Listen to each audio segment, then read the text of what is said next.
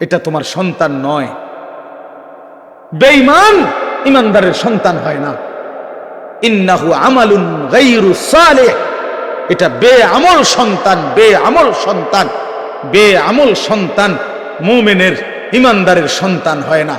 এজন্য ছেলেরা 10 জন ছেলেও যদি হও, আরে বাবা তোমার একজন রে আমি বলি, আমি এক ফেরিওয়ালা যে দিবানিশি চিল্লাই, আমি বললাম বাবা যার কপালে সেজদা নাই, তোমরা যারা নামাজ পড়ো না ছেলেরা, তুমি মুসলমানের সন্তান না, তুমি ইমানদারের সন্তান না, তুমি লাওয়ারিস, তুমি বেওয়ারিস। তোমার কোনো, তুমি লাওয়ারিস সন্তান, তুমি বেওয়ারিস সন্তান। তোমার বাপ নাই, তোমার মা নাই। আল্লাহ বলছে ইন্নাহু লাইসা মিন আহলিক, নূহ সাবধান, বেঈমানের জন্য কিছু বলবা না। ফালা তাসআলনি, সরাসরি কোরআন আল্লাহ বলছে বেঈমান সন্তানের জন্য আমি আল্লাহর কাছে কিছু চাইও না, সাবধান। আজকে আমরা এটা বুঝি না মিয়া, আমরা বুঝছি কাল ভাতের থালা, ভাত তরকারি, খানা খাদ্য, আর দুনিয়া, আর দুনিয়ার চাকরি ব্যবসা, বিদেশ, টাকা, বিল্ডিং, দালান, খাট পালং, সোফা, ফার্নিচার। চোখের সামনে ছেলেটা নষ্ট হয়ে যাচ্ছে, বাবার চোখে কোনো পানি নাই। চোখের সামনে মেয়েটা 8-7 কাপড় পরে রাস্তা রাস্তায় ঘুরে, মায়ের চোখে কোনো পেরেশানি নাই, লজ্জা নাই। এই বেটিও নির্লজ্জ, বেটির জিও নির্লজ্জ, দলটা বেহায়া, দলটা বেহায়া বেটা। আমার মা ইজ্জতওয়ালা, আমার কন্যাও ইজ্জতওয়ালা, আমার বিবিও ইজ্জতওয়ালা। আমার দাদিরে দেখছি কালো ঢিলে ঢালা বোরকা পরে, আমার মারেও দেখছি কালো ঢিলে ঢালা বোরকা পরে, আমার বিবিও কালো ঢিলে ঢালা বোরকা পরে, আমার কন্যাও কালো ঢিলে ঢালা বোরকা পরে। যে আখলাক আমার দাদির, সেই আখলাক আমার মার দেখছি, সেই আখলাক আমার বিবির, সেই আখলাক আমার কন্যা। আলহামদুলিল্লাহ। বলো, রাসূলুল্লাহ সাল্লাল্লাহু আলাইহি ওয়াসাল্লাম বলছেন, পবিত্র স্ত্রী তার মুখে যদি কেউ খাবারের লোকমা তুলে দেয়, হাত্তা লোকমাতা ফি ফি ইমরাআতিহি, নবীজি বলছেন কেউ যদি তার হালাল স্ত্রীর মুখে এক লোকমা খাবার, একটা রুটি, সামান্য একটু খাবারও তুলে দেয়, আল্লাহ রাসূল সাল্লাল্লাহু আলাইহি ওয়াসাল্লাম বলছেন আল্লাহ তাআলা তাকে আল্লাহর রাস্তায় সাদাকা করার সওয়াব দান করেন। নবী সাল্লাল্লাহু আলাইহি ওয়াসাল্লাম বলছেন ওয়াফি বুদআ আহাদিকুম সাদাকা, পবিত্র স্বামী স্ত্রী যদি মিলিত হয় তো আল্লাহ তাআলা সেখানেও সাদাকার সওয়াব দান করে।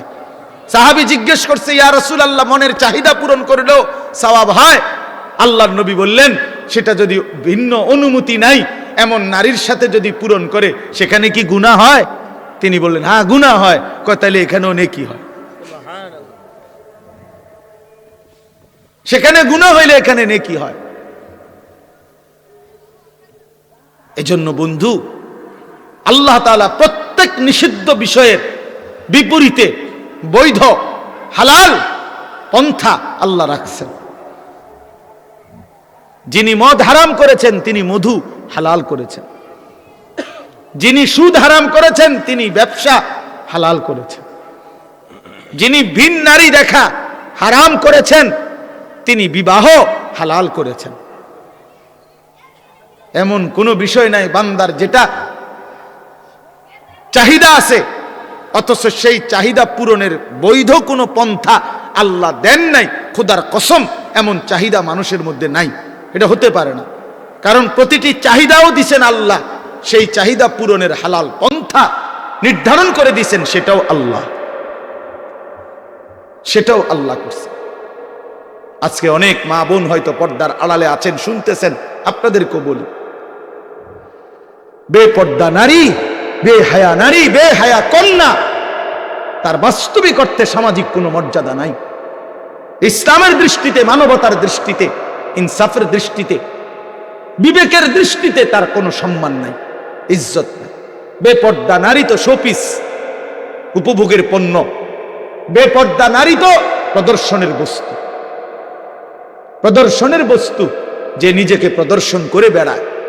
আল্লাহ তাআলা আমাদেরকে মাফ করে দেন। আল্লাহ নবী সাল্লাল্লাহু আলাইহি সাল্লামকে আল্লাহ তাআলা তায়েফের ময়দান থেকে ফেরত আসার পর মক্কাবাসী যখন চূড়ান্ত ব্যঙ্গ বিদ্রুপ ঠাট্টা করছে, তখন আল্লাহ তাআলা হযরত জিবরাইল আলাইহিস সালামকে পাঠিয়ে বোরাকে চড়িয়ে আল্লাহ তাআলা নবীজিকে আরশে আজিমের মেহমান বানাইছেন, মেরাজে নিয়ে গেছেন। আইনা বলছেন, বন্ধু জগৎবাসী বলছে আমি নাকি আপনাকে ইজ্জত দেই নাই, সম্মান দেই নাই, ভালোবাসি নাই। চলেন বন্ধু, আজ আপনাকে আমি এমন জায়গায় আনলাম, এবার আপনি শুধু শুনে নেন। আপনাকে এখন আমি যেই আরশে আজিমের উপরে আয়না দাঁড় করাইলাম, আপনার কদমের নিচে আমার গোটা সৃষ্টি, আপনি আমার সমস্ত সৃষ্টির ঊর্ধ্বে, উপরে শুধু আমি আল্লাহ, আর কোনো সৃষ্টি নাই। অতএব আপনার মর্যাদা পৃথিবীবাসী শুনে নেক যে আমি আল্লাহর পরে সমস্ত সৃষ্টির উপরে আপনি রাসূলের মর্যাদা। আমি আপনাকে সম্মান দিই। ইজ্জত কাকে বলে, সম্মান কাকে বলে, কতটুকু হইতে পারে আমি দিলাম। সম্মানের সর্বোচ্চ মাকামে আপনাকে পৌঁছায় দেন। আল্লাহ নবী সাল্লাল্লাহু আলাইহি সাল্লাম মেরাজে গেলেন, এই মর্যাদা পেলেন, আল্লাহ তাআলা আদর করলেন, কথা বললেন, পরম মমতায় বন্ধুর সাথে একান্তে সাক্ষাৎ দিলেন। এই পুরা পর্ব শেষ হওয়ার পর এই আমি শুধু যে একটা কথা শুধু বলে শেষ করতে চাচ্ছি। প্রিয় বাপ আমার, বন্ধু আমার, আজকে এই রাত গভীরে শুধু মনে রাখেন, নবীজি সাল্লাল্লাহু আলাইহি সাল্লামকে আল্লাহ তাআলা মেরাজে সর্বশ্রেষ্ঠ মর্যাদা, শ্রেষ্ঠতম স্থানে নিয়েছেন। তো সেদিন আল্লাহ নবী বলছিলেন, আল্লাহ মাওলা, আপনি তো আমার ইজ্জত দিলেন, সম্মান দিলেন, মর্যাদা দিলেন, আপনার কাছে আনলেন, আরশে আজিমের মেহমান বানাইলেন। এখন আমি তো আবার ফিরে যাব জমিনে। জমিনে তো আমার উম্মত আছে, ওরা তো গেলে জিজ্ঞেস করবে আপনি আমার উম্মতের জন্য কি দিলেন। আমার আবু বকর তো নিচে আছে, ওমর, ওসমান, আলী, আমার ফাতেমা, আমার হাসান, আমার হুসাইন, আমার সাহাবীরা। তা আপনি আমার উম্মতের জন্য কি দিলেন? আমি তো আমার সম্মান দিলেন, আমার জন্য উম্মতের জন্য কি দিলেন? এই তখন আল্লাহ পাক রব্বুল আলামিন বলছেন, বন্ধু আমি জানি আপনি বলবেন, আপনি উম্মতের জন্য যে চাইবেন এটা আমি জানি। আপনি একমাত্র এমন নবী যে জীবনের কোনো মুহূর্তে উম্মতকে ভোলেন নাই, কখনোই ভোলেন নাই। আজ মেরাজে এই আরশে আজিমে আপনি ভুলবেন না, এটা আমার জানা আছে। এই জন্য আমি আল্লাহ গত 11টি বছর, প্রিয় ভাই এই শেষ কথাটা মনোযোগ দিয়ে শোনেন, গত 11টি বছর আমি আল্লাহ এই কোরআন নাজিল করছি আপনার উপরে। কত আহকাম, কত আয়াত জিব্রাইলের মাধ্যমে আমি জমিনে পাঠাইছি। কিন্তু বন্ধু বিশ্বাস করেন, 11টি বছর আমি আল্লাহ একটি আমল আমি নিজের কাছে রাখছিলাম। আমার সিদ্ধান্ত ছিল যেদিন আপনাকে আমি এই সর্বশ্রেষ্ঠ মর্যাদার মাকামে আনবো, সেদিনই আমি আপনাকে আপনার উম্মতের জন্য সর্বশ্রেষ্ঠ আমল আমি আল্লাহ আমার কুদরতি হাতে আপনার হাতে তুলে দেব। আর সেটাই আজকের এই হাদিয়া। আর সেই হাদিয়াটাই হলো 5 ওয়াক্ত নামাজের হাদিয়া। আজ আপনার মর্যাদার চূড়ান্ত সর্বশ্রেষ্ঠ স্থানে আপনাকে আনলাম, আর আপনার উম্মতের জন্য যে আমলটা দিলাম এটাও সর্বশ্রেষ্ঠ আমল।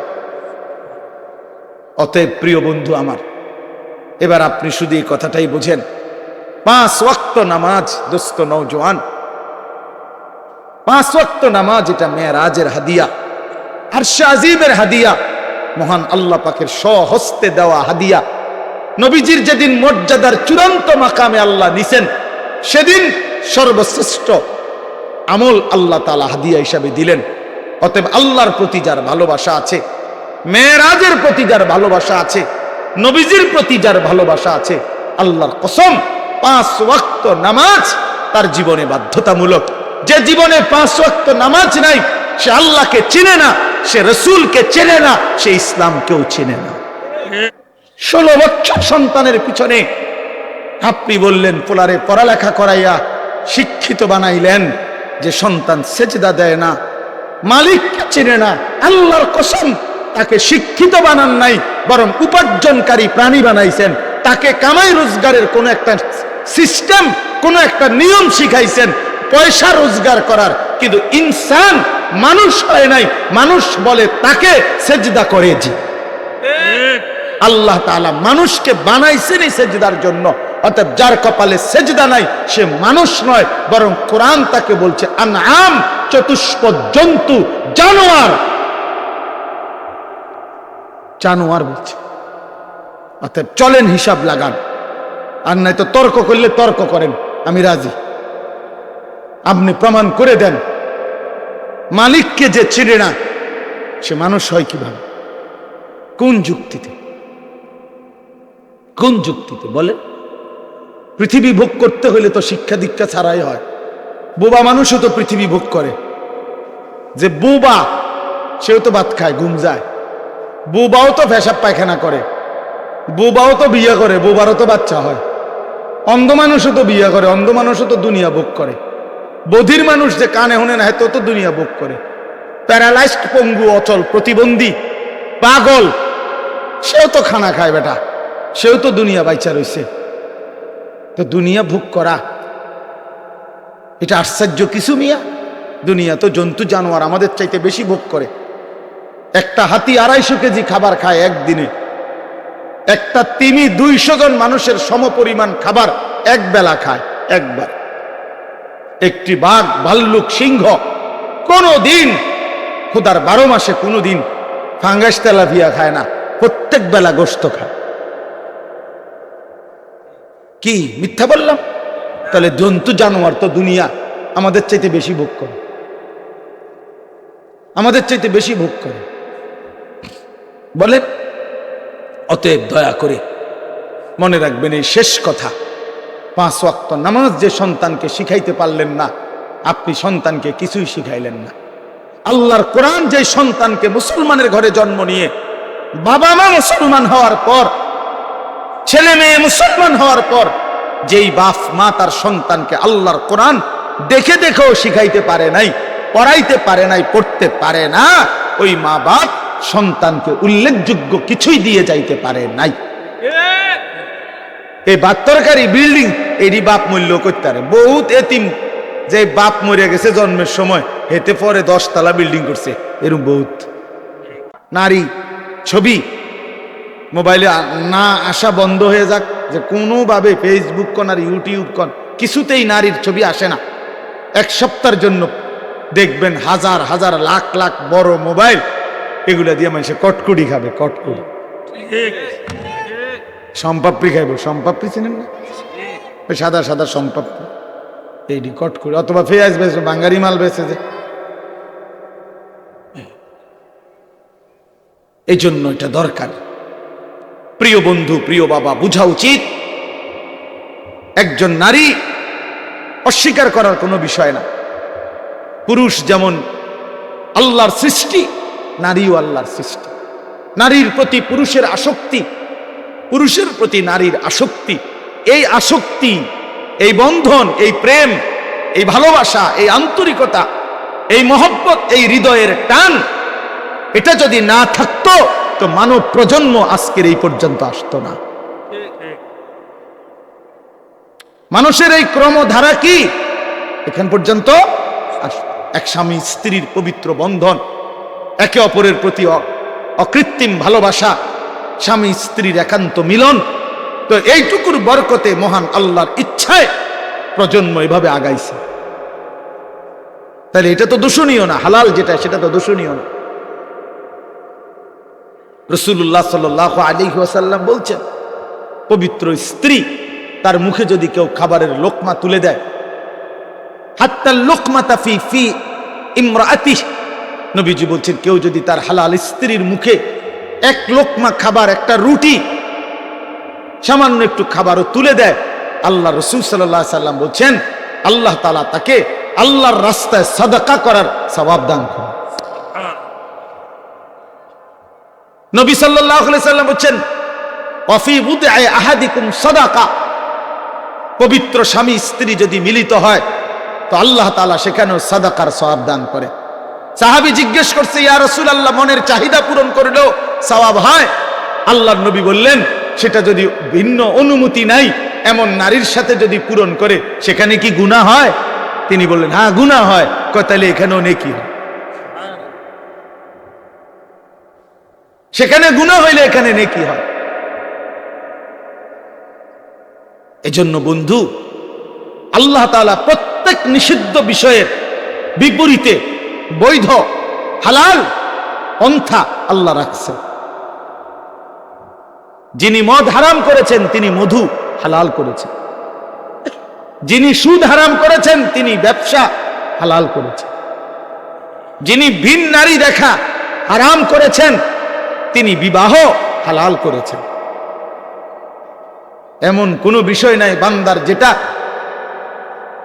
চাহিদা আছে অথচ সেই চাহিদা পূরণের বৈধ কোনো পন্থা আল্লাহ দেন নাই। খোদার কসম, এমন চাহিদা মানুষের মধ্যে নাই, এটা হতে পারে না।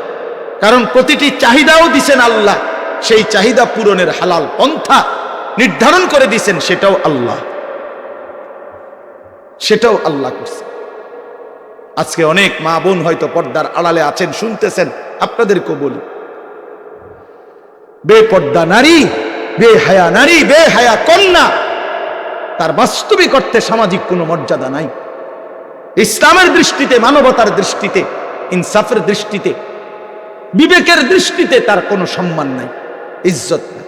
বেপর্দা নারী তো শোপিস, উপভোগের পণ্য। বেপর্দা নারী তো প্রদর্শনের বস্তু, প্রদর্শনের বস্তু, যে নিজেকে প্রদর্শন করে বেড়ায়। আল্লাহ তাআলা আমাদেরকে মাফ করে দেন। আল্লাহ আমাদের মা বোন, আমাদের কন্যা, যে সমাজের নারী বেপর্দা হয়, বিশ্বাস করেন ওই সমাজের সবচেয়ে বড় বিপদ হলো হালাল এবং পবিত্র পন্থা, হালাল এবং পবিত্র বিবাহ এবং হালাল এবং পবিত্র মানব প্রজন্ম তছনছ হয়ে যায়। আজকের ইউরোপ এই ব্যাধিতে আক্রান্ত, যখন অবাধ যৌনাচার, নারী পুরুষের অবাধ সহজ করে দিছে, আজকে তাদের বৈধ সন্তানের চাইতে অবৈধ সন্তানের পরিমাণই বেশি। আল্লাহ আমাদের সমাজ, আমাদের বংশধর, আমাদের প্রজন্মকে জিনা, ব্যভিচার, বেহায়া, বেপরদিগি, বেশরম এই জিন্দিগি থেকে হেফাজত করেন। বলেন আমিন। চলেন আমি আমার কথাটা শেষ করে দেই। তো আল্লাহর নবী সাল্লাল্লাহু আলাইহি সাল্লামের স্ত্রী, ইনি সবচেয়ে বেশি সহযোগিতা করছেন নবীজিকে। 25 বছর বয়সে নবী সাল্লাল্লাহু আলাইহি সাল্লাম তাকে বিয়ে করছেন। আর নবীজির বয়স যখন 50, তখন খাদিজা রাদিয়াল্লাহু তাআলা আনহা ইন্তেকাল করছেন। তো এই 25টা বছর নবীর যৌবনের মূল সময়ে তিনিই ছিলেন নবীজির স্ত্রী। এবং 40 থেকে 50 নবুয়তের এই 10টা বছর পরম যত্নে আল্লাহর নবীকে আগলাইয়া রাখছেন আম্মাজান খাদিজা, নবীজির স্ত্রী। অনেক বেশি সহযোগিতা করছে, নিজের জান মাল, নিজের সবটুকু ভালোবাসা, সহযোগিতা মক্কায় সবচেয়ে বেশি দিছেন এই স্ত্রী খাদিজা রাদিয়াল্লাহু তাআলা আনহা। এজন্য আল্লাহও তাকে সম্মান করছেন, কারণ এই গোটা কায়নাতের মধ্যে সর্বপ্রথম কালেমাওয়ালা এই স্ত্রী খাদিজা রাদিয়াল্লাহু তাআলা আনহা। নবীর হাতে প্রথম কালেমা গ্রহণ করছে, নবীজির দ্বীনের কাজে প্রথম সহযোগিতা করেছেন এই নারী খাদিজা রাদিয়াল্লাহু তাআলা আনহা। এজন্য নারী প্রথম কালেমা গ্রহণকারী, নারী প্রথম দ্বীনের কাজে সহযোগিতাকারী, প্রথম সহযোগিতাকারী। আল্লাহ তাআলা আমাদের নারীদেরকে এমন তৌফিক দান করেন। তো বললাম যে আমরা আল্লাহর নবী সাল্লাল্লাহু আলাইহি সাল্লাম এরপরে নবুয়তের 10ম বৎসরের পরে আল্লাহর নবী সাল্লাল্লাহু আলাইহি সাল্লামের উপরে জুলুম অত্যাচার তীব্র বেড়ে গেছে। নবীজি পার্শ্ববর্তী তায়েফ নগরীতে এরপরে গেছেন কালেমার দাওয়াত দিতে।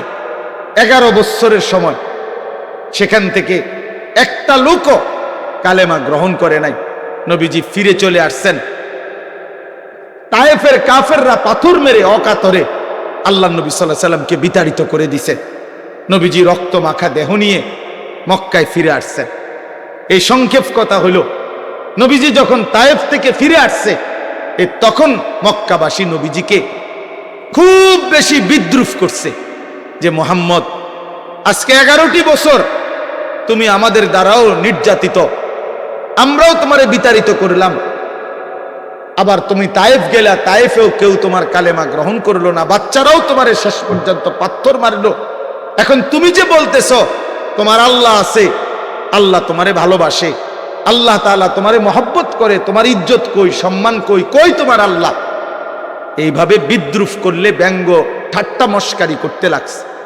তখন আমি শুধু এই কথাটা বলতে চাচ্ছি, তখন আল্লাহ নবী সাল্লাল্লাহু আলাইহি সাল্লামকে আল্লাহ তাআলা তায়েফের ময়দান থেকে ফেরত আসার পর মক্কাবাসী যখন চূড়ান্ত ব্যঙ্গ বিদ্রুপ ঠাট্টা করছে, তখন আল্লাহ তাআলা হযরত জিবরাইল আলাইহিস সালামকে পাঠিয়ে বোরাকে চড়িয়ে আল্লাহ তাআলা নবীজিকে আরশে আজিমের মেহমান বানাইছেন, মেরাজে নিয়ে গেছেন।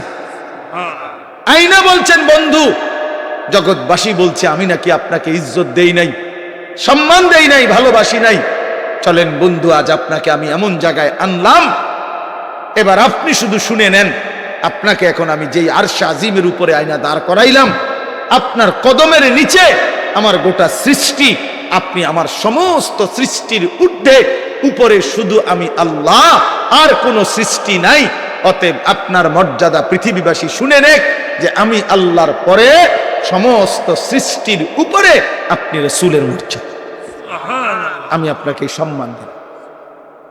ইজ্জত কাকে বলে, সম্মান কাকে বলে, কতটুকু হইতে পারে, আমি দিলাম।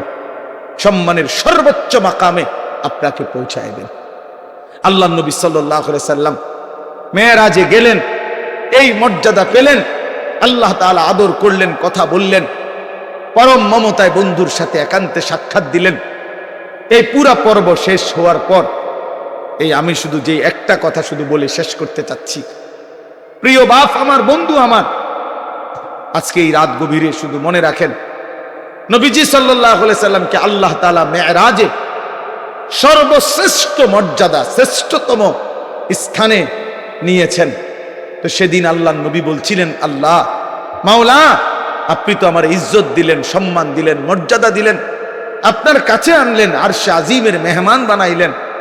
এখন আমি তো আবার ফিরে যাব জমিনে, জমিনে তো আমার উম্মত আছে, ওরা তো গেলে জিজ্ঞেস করবে আপনি আমার উম্মতের জন্য কি দিলেন। আমার আবু বকর তো নিচে আছে, ওমর, ওসমান, আলী, আমার ফাতেমা, আমার হাসান, আমার হুসাইন, আমার সাহাবীরা, তা আপনি আমার উম্মতের জন্য কি দিলেন? আমি তো আমার সম্মান দিলেন, আমার জন্য উম্মতের জন্য কি দিলেন? তখন আল্লাহ পাক রব্বুল আলামিন বলছেন, বন্ধু আমি জানি আপনি বলবেন, আপনি উম্মতের জন্য যে চাইবেন এটা আমি জানি। আপনি একমাত্র এমন নবী যে জীবনের কোনো মুহূর্তে উম্মতকে ভোলেন নাই, কখনোই ভোলেন নাই। আজ মেরাজে এই আরশে আজিমে আপনি ভুলবেন না, এটা আমার জানা আছে। এই জন্য আমি আল্লাহ গত 11টি বছর, প্রিয় ভাই এই শেষ কথাটা মনোযোগ দিয়ে শোনেন, গত 11টি বছর আমি আল্লাহ এই কোরআন নাজিল করছি আপনার উপরে। কত আহকাম, কত আয়াত জিব্রাইলের মাধ্যমে আমি জমিনে পাঠাইছি। কিন্তু বন্ধু বিশ্বাস করেন, 11টি বছর আমি আল্লাহ একটি আমল আমি নিজের কাছে রাখছিলাম। আমার সিদ্ধান্ত ছিল যেদিন আপনাকে আমি এই সর্বশ্রেষ্ঠ মর্যাদার মাকামে আনব, সেদিনই আমি আপনাকে আপনার উম্মতের জন্য সর্বশ্রেষ্ঠ আমল আমি আল্লাহ আমার কুদরতি হাতে আপনার হাতে তুলে দেব। আর সেটাই আজকের এই হাদিয়া, আর সেই হাদিয়াটাই হলো 5 ওয়াক্ত নামাজের হাদিয়া। আজ আপনার মর্যাদার চূড়ান্ত সর্বশ্রেষ্ঠ স্থানে আপনাকে আনলাম, আর আপনার উম্মতের জন্য যে আমলটা দিলাম এটাও সর্বশ্রেষ্ঠ আমল। অতএব প্রিয় বন্ধু আমার, এবার আপনি শুধু এই কথাটাই বুঝেন, 5 ওয়াক্ত নামাজ দোস্ত নওজোয়ান, 5 ওয়াক্ত নামাজ এটা মেরাজের হাদিয়া, আরশে আজিমের হাদিয়া, মহান আল্লাহ পাকের স্বহস্তে দেওয়া হাদিয়া। নবীজির যেদিন মর্যাদার চূড়ান্ত মাকামে আল্লাহ নিছেন, সেদিন সর্বশ্রেষ্ঠ আমল আল্লাহ তাআলা হাদিয়া হিসাবে দিলেন। অতএব আল্লাহর প্রতি যার ভালোবাসা আছে, মেরাজের প্রতি যার ভালোবাসা আছে, নবীজির প্রতি যার ভালোবাসা আছে, আল্লাহর কসম 5 ওয়াক্ত নামাজ তার জীবনে বাধ্যতামূলক। যে জীবনে 5 ওয়াক্ত নামাজ নাই, সে আল্লাহকে চিনে না, সে রসুলকে চেনে না, সে ইসলামকেও চিনে না। তার কোনো আল্লাহ বলতে কিছু নাই, তার কোনো রসুল বলতে কিছু নেই। তুমি মূলত মুসলিম নামের এক লেবাসদারি ধোঁকাবাজ। ধোঁকাবাজ, তুমি এক প্রতারক। প্রতারক যে মনে করছো মুসলমান মানে শুধু আইডি কার্ডে লিখলে হয়। তুমি ভাবছো শুধু জন্ম নিবন্ধন সনদে লিখলে ধর্মের পাশে ইসলাম এতেই চলবে। না বাপ, হাসরের ময়দানে আইডি কার্ড নিবে না, কবরে জন্ম নিবন্ধন সনদ নিবে না, নিবে সেজদা, নিবে সেজদা। হিসাব হবে সেজদার। এজন্য আজকে এই রাতে আপনাদের কাছে আমার অনুরোধ, দয়া করে মেহেরবানি করে রাসূলুল্লাহ সাল্লাল্লাহু আলাইহি ওয়াসাল্লামের এই পবিত্র মেরাজ, আল্লাহ তাআলা যেদিন তাকে সর্বোচ্চ সম্মান দিয়েছেন, সেদিন আল্লাহ 5 ওয়াক্ত নামাজ নবীজির হাতে তুলে দিয়েছেন। কেন আপনারা আমরা প্রিয় ভাই আমার এই যে কয়জন বসছেন, ইনসাফের সাথে বলেন 5 ওয়াক্ত নামাজ যাদের ছুটে যায়, কেন ছুটে গেল বাপ? আরে মনিবকে চেনে না, বানানেওয়ালা চেনে না, সৃষ্টিকর্তাকে যে চেনে না, যে তাকে আদর করে লালন পালন করে গোটা কায়নাত দিয়ে, ওই মালিককে যে চেনে না, আল্লাহর কসম তার চাইতে মূর্খ, নাদান, গণ্ড মূর্খ আর কেউ হইতে পারে না। সেজদা বিহীন যেই বেটা, তুমি বাকি যা পড়ছো বাকি সবগুলো পড়া ভুয়া ভুয়া ভুয়া বেটা, এগুলা ভুয়া বেটা, ভুয়া। বাকি এগুলো সারাও বেটা দুনিয়া মেলে বেটা। দুনিয়ার সবগুলো পড়া কিচ্ছু না পড়লেও মূর্খ, বকলম, নাম দস্তখত করতে জানে না, টিপসই দেয় এমন বেড়াও দুনিয়া ভাত খায়, ঘুম যায়, পেশাব পায়খানা করে, বিয়া করে, বাচ্চা কাচ্চা হয়, টাকা পয়সা হয়, কোটি কোটি টাকার মালিক হয়, ক্ষমতাও দেখায়, নেতাগিরিও দেখায়, মাতবরিও দেখায়। হ্যাঁ, কি শিখলা 12 বছর? এই বাবা সন্তানকে কি শিখাইলেন? 16 বছর সন্তানের পিছনে আপনি বললেন পোলারে পড়ালেখা করাইয়া শিক্ষিত বানাইলেন, যে সন্তান সেজদা দেয় না, মালিককে চেনে না, আল্লাহর কসম তাকে শিক্ষিত বানান নাই, বরং উপার্জনকারী প্রাণী বানাইছেন। তাকে কামাই রোজগারের কোন একটা সিস্টেম, কোন একটা নিয়ম শিখাইছেন পয়সা রোজগার করার, কিন্তু ইনসান মানুষ হয় নাই। মানুষ বলে তাকে সেজদা করে। জি, আল্লাহ তাআলা মানুষকে বানাইছেন এই সেজদার জন্য। অর্থাৎ যার কপালে সেজদা নাই সে মানুষ নয়, বরং কোরআন তাকে বলছে আনআম, চতুষ্পদ জন্তু, জানোয়ার, জানোয়ার বলছে। অর্থাৎ চলেন হিসাব লাগান, আর নাই তো তর্ক করলে তর্ক করেন, আমি রাজি। আপনি প্রমাণ করে দেন মালিককে যে চিনে না সে মানুষ হয় কিভাবে? কোন যুক্তিতে? কোন যুক্তিতে বলে? পৃথিবী ভোগ করতে হলে তো শিক্ষা দীক্ষা ছাড়াই হয়। বোবা মানুষও তো পৃথিবী ভোগ করে। যে বোবা সেও তো ভাত খায়, ঘুম যায়। বোবাও তো পেশাব পায়খানা করে, বোবাও তো বিয়ে করে, বোবারও তো বাচ্চা হয়। অন্ধ মানুষও তো বিয়ে করে, অন্ধ মানুষও তো দুনিয়া ভোগ করে। বধির মানুষ যে কানে শুনে না তো দুনিয়া ভোগ করে। প্যারালাইজড, পঙ্গু, অচল, প্রতিবন্ধী, পাগল, সেও তো খানা খায় বেটা, সেও তো দুনিয়া বাইচা রইছে। তো দুনিয়া ভোগ করা এটা আশ্চর্য কিছু মিয়া? দুনিয়া তো জন্তু জানোয়ার আমাদের চাইতে বেশি ভোগ করে।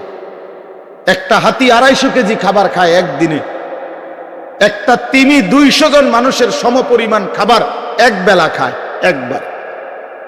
একটি বাঘ, ভাল্লুক, সিংহ কোনদিন খোদার 12 মাসে কোনদিন ফাঙ্গাস তেলাপিয়া খায় না, প্রত্যেক বেলা গোশত খায়। কি মিথ্যা বললাম? তাহলে জন্তু জানোয়ার তো দুনিয়া আমাদের চাইতে বেশি ভোগ করে, আমাদের চাইতে বেশি ভোগ করে বলেন। অতএব দয়া করে মনে রাখবেন এই শেষ কথা, 5 ওয়াক্ত নামাজ যে সন্তানকে শিখাইতে পারলেন না, আপনি সন্তানকে কিছুই শিখাইলেন না।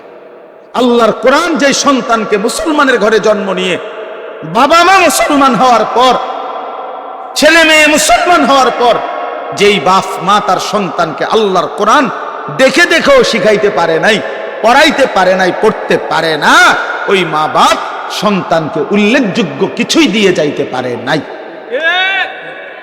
এই 72 বিল্ডিং এরই বাপ মূল্য করতে পারে। বহুত এতিম যে বাপ মরে গেছে জন্মের সময়, হেতে পরে 10 তলা বিল্ডিং করছে, এরকম বহুত কথা কয় না, এমন নাই তো?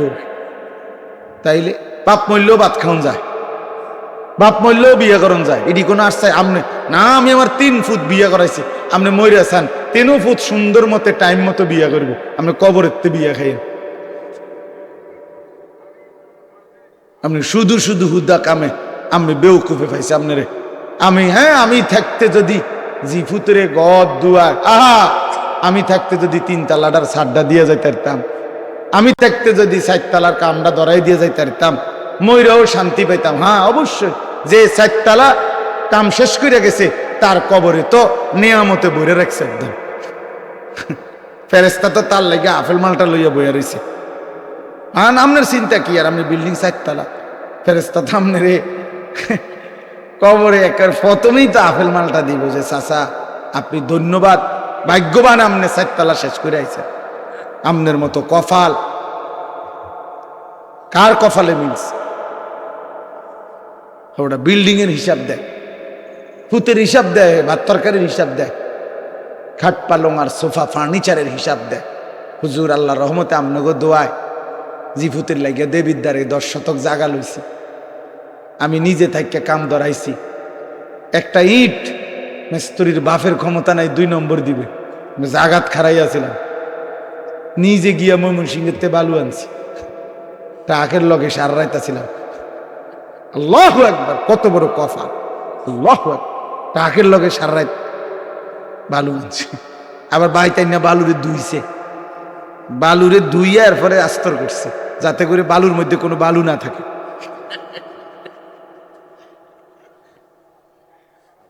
বালুর মধ্যে যাতে কি না থাকে, কোনো বালু যাতে না থাকে, এই জন্য এটা ধুইয়া লইছে। কি পরিমাণ যত্ন একটা বিল্ডিং এর মজবুতির জন্য, কি পরিমাণ যত্ন যে বালুটা পর্যন্ত ধুইছে। 4 ডালার দিন একজন লোক রাখছে, তোর দায়িত্ব হলো 4টা সুরকি, একটা সিমেন্ট, একটা কি সিমেন্ট, একটা বালু, একটা সিমেন্ট, এরকম এটা ঠিক গুন্না গুন্না রাখবি। 4টা সুরকি, একটা বালু, একটা সিমেন্ট, 4টা সুরকি। তাই এভাবে যদি একটা কম হইলে কিন্তু ঠাইত মারেলাম, বিল্ডিং দুর্বল হয়ে যাবে।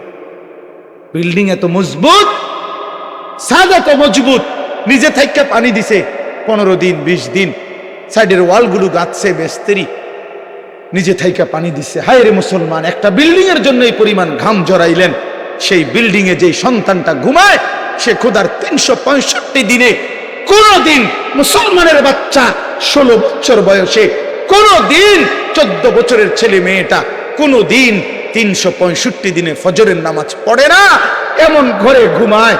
সেই বাবা, তুমিও ব্যর্থ, তোমার সন্তানও ব্যর্থ, মাও ব্যর্থ, জিও ব্যর্থ, দুটোটাই ফালতু। বাপও ফালতু, ফুতো ফালতু, বেটা ফালতু, দুটোটা বেটা। ছেড়ে দাও বেটা, একজনে ঘর ছেড়ে দাও বেটা, হয় তুমি ছেড়ে দাও, নাহলে ফুতরে বাইর করে দাও। যে বেটা তোর মতো নাফরমানের লগে ইমানদার থাকতে পারে না, ইমানদার থাকতে পারে না। কথা কাটসাট বুঝাপড়া কর বেটা, হয় তুই থাকবি নাহলে আমি থাকবো বেটা। বেনামাজি অসভ্য, তুই আমার কিসের সন্তান? বলেন, কোরআন শরীফ দলিল দেখবেন, কোরআন শরীফ স্পষ্ট আছে। নূহ আলাইহিস সালাম তার ছেলে কেনান ওই যে পানিতে যখন ডুবে যায়, নূহ নবী আল্লাহর কাছে দোয়া করছিল, আল্লাহ ইন্না ইবনি মিন আহলি, আল্লাহ ওই যে ছেলেটা এটা আমার পরিবার। খোদার কসম কোরআনে আছে সূরা হুদের মধ্যে, ইয়া নূহ ইন্নাহু লাইসা মিন আহলিক, আল্লাহ বলছে হে নূহ সাবধান, এটা তোমার সন্তান নয়। বেঈমান ইমানদারের সন্তান হয় না। ইন্নাহু আমালুন গায়রু সালিহ, এটা বেআমল সন্তান, বেআমল সন্তান, বেআমল সন্তান মুমিনের ইমানদারের সন্তান হয় না। এজন্য ছেলেরা 10 জন ছেলেও যদি হও, আরে বাবা তোমার একজন রে আমি বলি, আমি এক ফেরিওয়ালা যে দিবানিশি চিল্লাই, আমি বললাম বাবা যার কপালে সেজদা নাই, তোমরা যারা নামাজ পড়ো না ছেলেরা, তুমি মুসলমানের সন্তান না, তুমি ইমানদারের সন্তান না, তুমি লাওয়ারিস, তুমি বেওয়ারিস। তোমার তুমি লাওয়ারিস সন্তান, তুমি বেওয়ারিস সন্তান, তোমার বাপ নাই, তোমার মা নাই। আল্লাহ বলছে ইন্নাহু লাইসা মিন আহলিক, নূহ সাবধান, বেঈমানের জন্য কিছু বলবা না। ফালা তাসআলনি, সরাসরি কোরআন আল্লাহ বলছে বেঈমান সন্তানের জন্য আমি আল্লাহর কাছে কিছু চাইও না, সাবধান। আজকে আমরা এটা বুঝি না মিয়া, আমরা বুঝছি কাল ভাতের থালা, ভাত তরকারি, খানা খাদ্য, আর দুনিয়া, আর দুনিয়ার চাকরি ব্যবসা বিদেশ, টাকা বিল্ডিং দালান, খাট পালং সোফা ফার্নিচার। চোখের সামনে ছেলেটা নষ্ট হয়ে যাচ্ছে, বাবার চোখে কোনো পানি নাই। চোখের সামনে মেয়েটা ৮-৬০ কাপড় পরে রাস্তায় রাস্তায় ঘুরে, মায়ের চোখে কোনো পেরেশানি নাই, লজ্জাও নাই। এই বেটিও নির্লজ্জ, বেটির জিও নির্লজ্জ, দলটা বেহায়া, দলটা বেহায়া বেটা। আমার মা ইজ্জতওয়ালা, আমার কন্যাও ইজ্জতওয়ালা, আমার বিবিও ইজ্জতওয়ালা। আমার দাদিরে দেখছি কালো ঢিলে ঢালা বোরকা পরে, আমার মারেও দেখছি কালো ঢিলে ঢালা বোরকা পরে, আমার বিবিও কালো ঢিলে ঢালা বোরকা পরে, আমার কন্যাও কালো ঢিলে ঢালা বোরকা পরে। যে আখলাক আমার দাদির, সেই আখলাক আমার মার দেখছি, সেই আখলাক আমার বিবির, সেই আখলাক আমার কন্যা।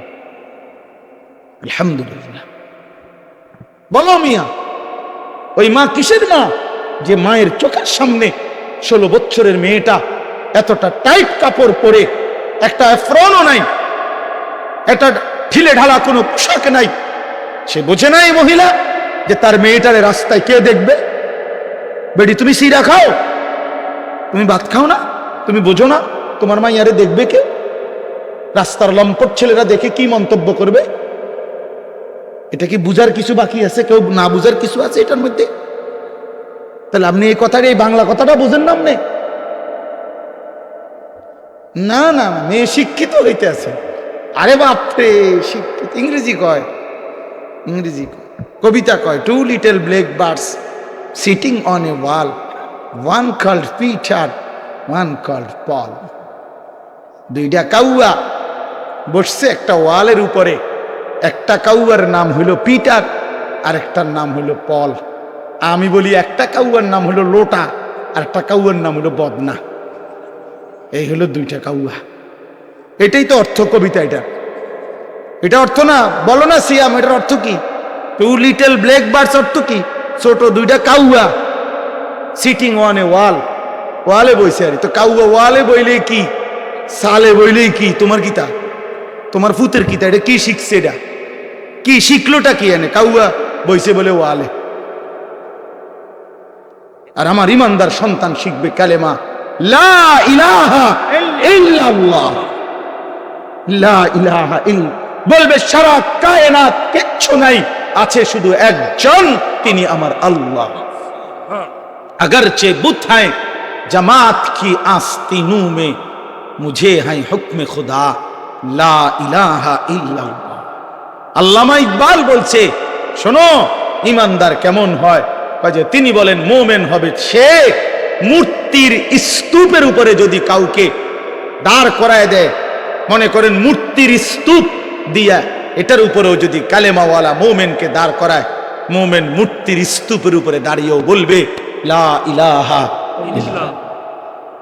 अला अगरचे बुत हैं जमात की आस्तीनों में, मुझे है हुक्म खुदा ला इलाहा इल्लल्लाह। আমি আমার আল্লাহকেই ডাকবো, আল্লাহকেই ডাকবো।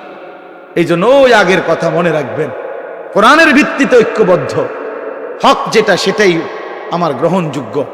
পৃথিবী যত আধুনিক হোক, আপনি আপনার স্ত্রীকে বেপর্দা বানাবেন না, আপনার মেয়েটাকে বেপর্দা দিয়েন না। বাপ, এই বাপ, স্ত্রী ছেলে মেয়ের বিষয়টা একটু স্পর্শকাতর। কেন? স্ত্রী ছেলে মেয়ের নাফরমানির কারণে, বিশ্বাস করেন এখানে একটু ঝামেলা হলে এটাই যে স্ত্রী এবং ছেলে মেয়ে যদি নাফরমান হয়, এর কারণে ওরাও গুনাহগার হয়, অভিভাবকও গুনাহগার হয়। এই ঝামেলা হইলে এনে, আজ যদি এমন হইতো তাই বেটিরটা তাই, আমারটা আমি, শুধু বাত এক লগে, বুঝলেন না? এটা হলে ঝামেলা ছিল না। মাইয়ারটা মাইয়া, আমি বাপেরটা বাপ না, এখানেই ঝামেলাটা একটু বেঁচে।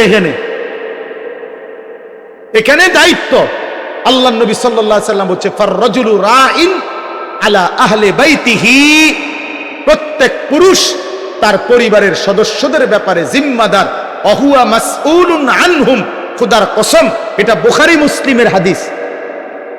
আল্লাহ নবী বলছেন পুরুষ তার এই স্ত্রী সন্তানের ব্যাপারে হাসরের ময়দানে জিজ্ঞাসিত হবে, কেন তাদের ঈমান গেল কোথায়, তাদের নামাজ গেল কোথায়, তাদের পর্দা গেল কোথায়, তাদের সেজদা গেল কোথায়, তাদের ইবাদত গেল কোথায়। এইটা যদি জিঙ্গাইতো না, যদি এমন হইতো বাবুরে জিটটা জি আমারটা আমি, ফুতেরটা ফুতে আমারটা আমি, তাহলে তে ঠ্যাঙ্গালগি দিয়ে আডুক আর ঠ্যাং নামাইয়া আডুক তারটা তে। কিন্তু এখানে তো ঝামেলা হইলো আমারও তো জিগাইব। কথা বুঝছেন কিনা বলে? আমার স্ত্রীর ব্যাপারে তো আমারও কি করবে, জিজ্ঞাসা করবে। আমার ছেলের ব্যাপারে তো আমারই জিজ্ঞাসা করবে। আমার মেয়ের ব্যাপারে তো আমারই জিজ্ঞাসা করবে। যদি এই মুআমালা না হতো তো ছেড়ে দিতাম, যা পিছা দিয়ে ফির, তোর কপালে তুই যা, আমার কপালে আমি। কিন্তু এখানে ঝামেলা হতো হলো তার নাফরমানির কারণে তো আমিও আটকে যাব। এই জন্য আমরা কোরআন সুন্নাত ইলমের কথা বলি, এটাই শেষ কথা। কেন মাদ্রাসাগুলো চিৎকার করে? মাদ্রাসা আপনাদের কাছে আখিরাতের কথা বলে, মাদ্রাসা আপনাদেরকে ঈমানের কথা বলে, মাদ্রাসা আপনাদেরকে পরকাল স্মরণ করায়া দেয়, মাদ্রাসা জাতির সবচেয়ে বড় খেদমত করে, উম্মতের আখিরাত সাজায়া দেয়, উম্মতের পরকাল সাজায়া দেয়। এই জন্য আজীবন সবার কাছে অনুরোধ, ছেলেরা বাবারা মাদ্রাসাকে ভালোবাসেন, মাদ্রাসাকে ভালোবাসেন, মাদ্রাসার পক্ষে থাকবেন, মাদ্রাসার পক্ষে থাকবেন, মাদ্রাসার জন্য দোয়া করবেন, মাদ্রাসার জন্য দান সদকা করবেন, মাদ্রাসায় নিজের সন্তানকে দিন শিখতে দিবেন।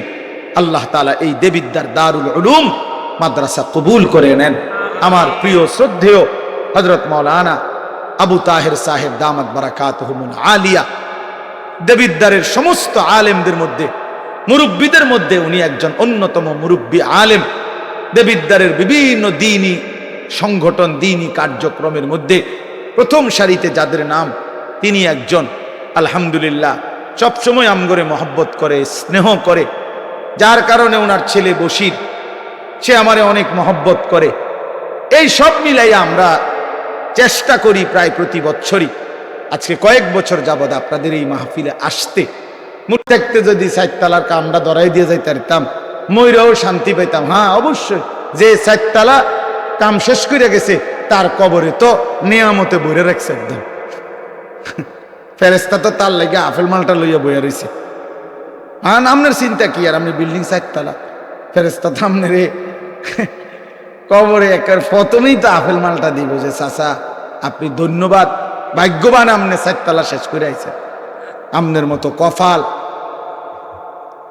কার কপালে মিলছে? ওটা বিল্ডিং এর হিসাব দেয়, ফুতের হিসাব দেয়, ভাত তরকারির হিসাব দেয়, খাট পালং আর সোফা ফার্নিচারের হিসাব দেয়। হুজুর আল্লাহ রহমতে আমনগো দোয়ায় জি ফুতের লাগিয়া দেবিদ্দারে 10 শতক জাগা লইছি, আমি নিজে থাইকা কাম ধরাইছি। একটা ইট মিস্ত্রির বাপের ক্ষমতা নাই 2 নম্বর দিবে, জাগাত খারাইয়াছিলাম, নিজে গিয়া ময়মনসিংহের বালু আনছি, ট্রাকের লগে সার রাইতাছিলাম। আল্লাহু আকবার, কত বড় কফাল! আল্লাহু আকবার, ট্রাকের লগে সার রাইত বালু আনছি। আবার বাইতাই না বালুরে ধুইছে, বালুরে ধুইয়া এরপরে আস্তর করছে যাতে করে বালুর মধ্যে কোনো বালু না থাকে।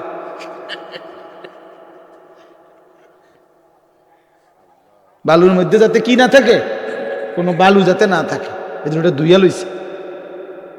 কি পরিমাণ যত্ন একটা বিল্ডিং এর মজবুতির জন্য, কি পরিমাণ যত্ন যে বালুটা পর্যন্ত ধুইছে। 4 ডালার দিন একজন লোক রাখছে, তোর দায়িত্ব হইল 4টা সুরকি, একটা সিমেন্ট, একটা কি সিমেন্ট, একটা বালু, একটা সিমেন্ট, এরকম এটা ঠিক গুন্না গুন্না রাখবি। 4টা সুরকি, একটা বালু, একটা সিমেন্ট, 4টা সুরকি। তাই এভাবে যদি একটা কম হইলে কিন্তু ঠাইট মারে লাম, বিল্ডিং দুর্বল হয়ে যাবে। বিল্ডিং এত মজবুত, সাদা তো মজবুত, নিজে থেকে পানি দিছে 15 দিন 20 দিন, সাইডের ওয়ালগুলো গাচ্ছে মিস্ত্রি, নিজে থাইকা পানি দিচ্ছে। হায় রে মুসলমান, একটা বিল্ডিং এর জন্য এই পরিমাণ ঘাম জড়াইলেন, সেই বিল্ডিং এ যেই সন্তানটা ঘুমায় সে খোদার 365 দিনে কোনদিন মুসলমানের বাচ্চা 16 বছর বয়সে, কোনদিন 14 বছরের ছেলে মেয়েটা কোনদিন 365 দিনে ফজরের নামাজ পড়ে না। এমন ঘরে ঘুমায়, সেই বাবা তুমিও ব্যর্থ, তোমার সন্তানও ব্যর্থ, মাও ব্যর্থ, জিও ব্যর্থ, কোনটাই ফালতু। বাসও ফালতু, ফুতো ফালতু, বেটা ফালতু দুটোটা বেটা। ছেড়ে দাও বেটা, একজনে ঘর ছেড়ে দাও বেটা, হয় তুমি ছেড়ে দাও, নাহলে ফুতরে বাইর করে দাও। যে বেটা তোর মতো নাফরমানের লগে ইমানদার থাকতে পারে না, ইমানদার থাকতে পারে না। কথা কাটসাট বুঝাপড়া কর বেটা, হয় তুই থাকবি নাহলে আমি থাকবো বেটা। বেনামাজি অসভ্য, তুই আমার কিসের সন্তান? বলেন কোরআন শরীফ দলিল দেখবেন, কোরআন শরীফে স্পষ্ট আছে নূহ আলাইহিস সালাম তার ছেলে কেনান ওই যে পানিতে যখন ডুবে যায়, নূহ নবী আল্লাহর কাছে দোয়া করছিল, আল্লাহ ইন্না ইবনি মিন আহলি, আল্লাহ ওই যে ছেলেটা এটা আমার পরিবার। খোদার কসম কোরআনে আছে সূরা হুদের মধ্যে, ইয়া নূহ ইন্নাহু লাইসা মিন আহলিক, আল্লাহ বলছে হে নূহ সাবধান, এটা তোমার সন্তান নয়। বেঈমান ইমানদারের সন্তান হয় না। ইন্নাহু আমালুন গায়রু সালিহ, এটা বেআমল সন্তান, বেআমল সন্তান, বেআমল সন্তান মুমিনের ইমানদারের সন্তান হয় না। এজন্য ছেলেরা 10 জন ছেলেও যদি হও, আরে বাবা তোমার একজন রে আমি বলি, আমি এক ফেরিওয়ালা যে দিবানিশি চিল্লাই, আমি বললাম বাবা যার কপালে সেজদা নাই, তোমরা যারা নামাজ পড়ো না ছেলেরা, তুমি মুসলমানের সন্তান না, তুমি ইমানদারের সন্তান না, তুমি লাওয়ারিস, তুমি বেওয়ারিস। তোমার কোনো, তুমি লাওয়ারিস সন্তান, তুমি বেওয়ারিস সন্তান, তোমার বাপ নাই, তোমার মা নাই। আল্লাহ বলছে ইন্নাহু লাইসা মিন আহলিক, নূহ সাবধান, বেঈমানের জন্য কিছু বলবা না। ফালা তাসআলনি, সরাসরি কোরআন আল্লাহ বলছে বেঈমান সন্তানের জন্য আমি আল্লাহর কাছে কিছু চাইও না, সাবধান। আজকে আমরা এটা বুঝি না মিয়া, আমরা বুঝছি কাল ভাতের থালা, ভাত তরকারি, খানা খাদ্য, আর দুনিয়া, আর দুনিয়ার চাকরি ব্যবসা বিদেশ, টাকা বিল্ডিং দালান, খাট পালং সোফা ফার্নিচার। চোখের সামনে ছেলেটা নষ্ট হয়ে যাচ্ছে, বাবার চোখে কোনো পানি নাই। চোখের সামনে মেয়েটা 8-7 কাপড় পরে রাস্তায় রাস্তায় ঘুরে, মায়ের চোখে কোনো পেরেশানি নাই, লজ্জাও নাই। এই বেটিও নির্লজ্জ, বেটির জিও নির্লজ্জ, দলটা বেহায়া, দলটা বেহায়া বেটা। আমার মা ইজ্জতওয়ালা, আমার কন্যাও ইজ্জতওয়ালা, আমার বিবিও ইজ্জতওয়ালা। আমার দাদিরে দেখছি কালো ঢিলে ঢালা বোরকা পরে, আমার মারেও দেখছি কালো ঢিলে ঢালা বোরকা পরে, আমার বিবিও কালো ঢিলে ঢালা বোরকা পরে, আমার কন্যাও কালো ঢিলে ঢালা বোরকা পরে। যে আখলাক আমার দাদির, সেই আখলাক আমার মার দেখছি, সেই আখলাক আমার বিবির, সেই আখলাক আমার কন্যা। আলহামদুলিল্লাহ। বলো মিয়া, ওই মা কিসের মা? যে মায়ের চোখের সামনে 16 বছরের মেয়েটা এতটা টাইট কাপড় পরে, একটা এফরনও নাই, একটা ঢিলে ঢালা কোনো পোশাক নাই, সে বোঝে না এই মহিলা যে তার মেয়েটারে রাস্তায় কে দেখবে। বেডি তুমি সিরা খাও, তুমি ভাত খাও না, তুমি বোঝো না তোমার মাইয়ারে দেখবে কে? রাস্তার লম্পট ছেলেরা দেখে কি মন্তব্য করবে? এটা কি বুঝার কিছু বাকি আছে? কেউ না বুঝার কিছু আছে এটার মধ্যে? তাহলে আপনি এই কথাটা, এই বাংলা কথাটা বুঝেন না আপনি?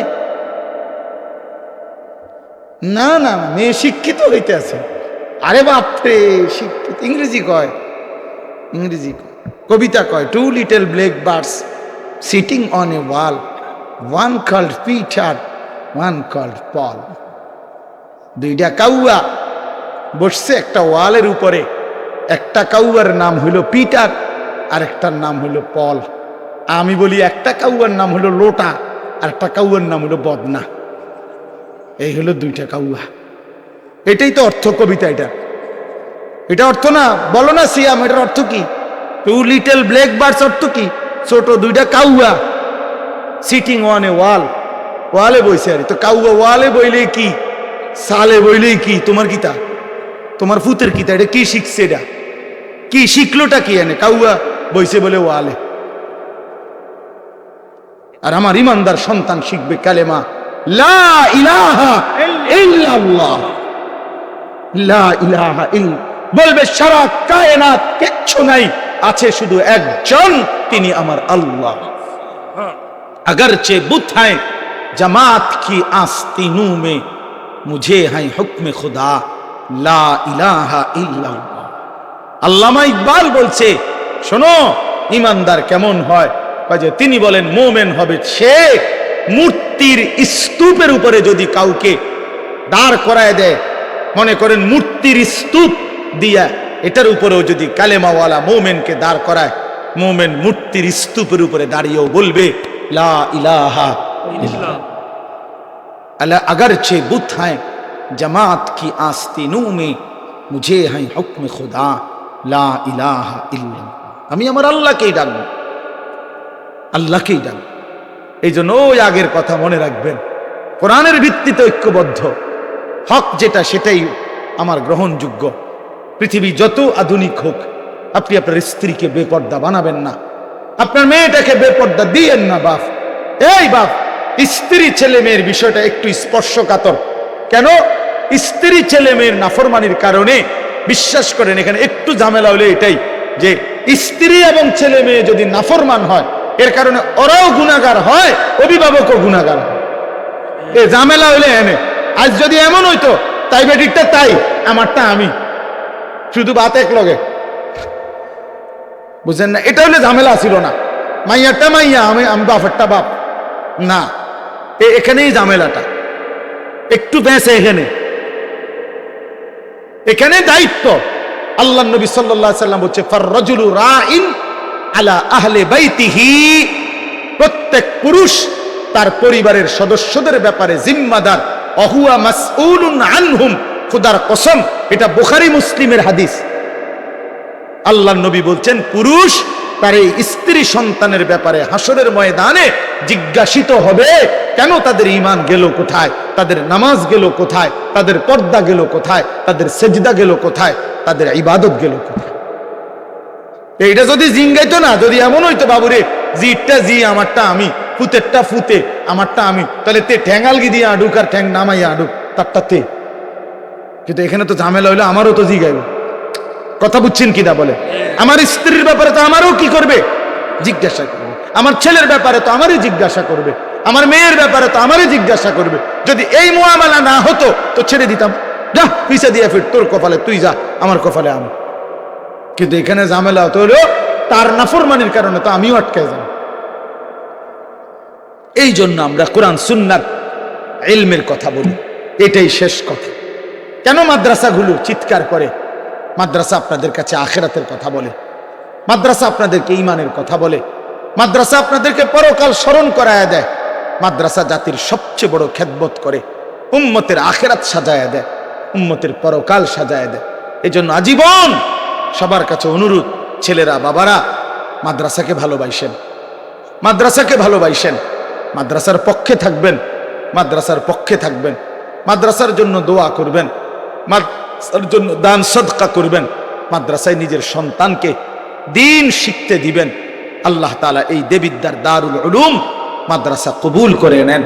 আমার প্রিয় শ্রদ্ধেয় হযরত মাওলানা আবু তাহের সাহেব দামাত বারাকাতুহুমুল আলিয়া, দেবিদ্দারের সমস্ত আলেমদের মধ্যে, মুরব্বীদের মধ্যে উনি একজন অন্যতম মুরব্বী আলেম।